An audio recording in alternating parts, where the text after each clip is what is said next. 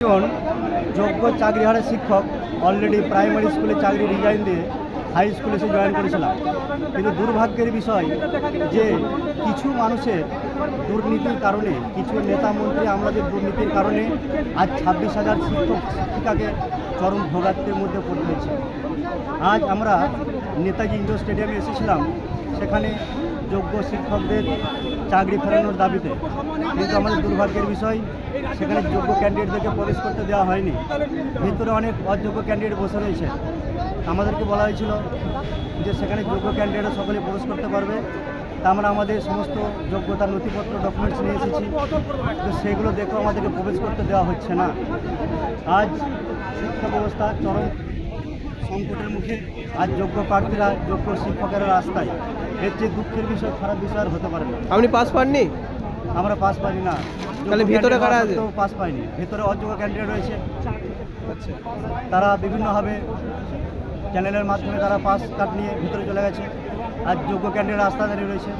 আর কিছুক্ষণ মুখ্যমন্ত্রী বক্তব্য পেশ করছেন, সেটা একটা সন্দেহের বিষয় বা প্রশ্নচিহ্ন, সেই বিষয়টা বড় প্রশ্নচিহ্ন রয়ে গেছে। ভিতরে কি টেন্ট আছে নাকি? ভিতরে টেন্টার রয়ে গেছে।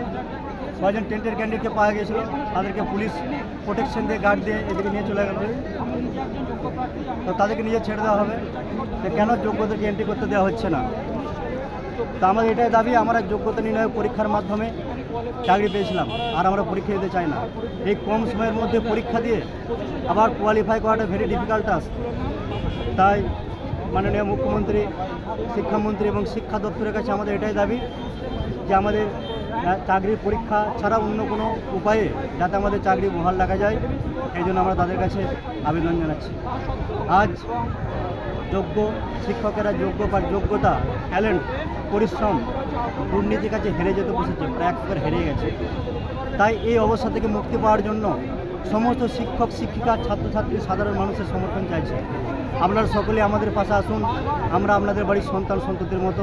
তো প্রত্যেকে সাপোর্ট করুন, আমাদেরকে সাহায্য করুন, যাতে যোগ্য শিক্ষকেরা রাস্তায় না থাকেন। যোগ্য শিক্ষকরা না ফিরে গেলে শিক্ষা ব্যবস্থা সম্পূর্ণ ভেঙে পড়বে এবং ছাত্রছাত্রী, শিক্ষার্থীদেরকে পড়ানোর কেউ থাকবে না। তাই প্রত্যেকের কাছে আবেদন এবং অনুরোধ, আপনারা এসে আমাদেরকে সহযোগিতা করুন এবং দুর্নীতির মুখোশ খুলে দিন, যাতে যোগ্য শিক্ষকেরা পরীক্ষা না দিয়ে, আর কোনো পরীক্ষা না দিয়ে অন্য কোনোভাবে তাদেরকে চাকরিতে বহাল রাখা হয়। সেই চেষ্টা করুন, প্রত্যেকে আমাদেরকে সাহায্য করুন। ধন্যবাদ।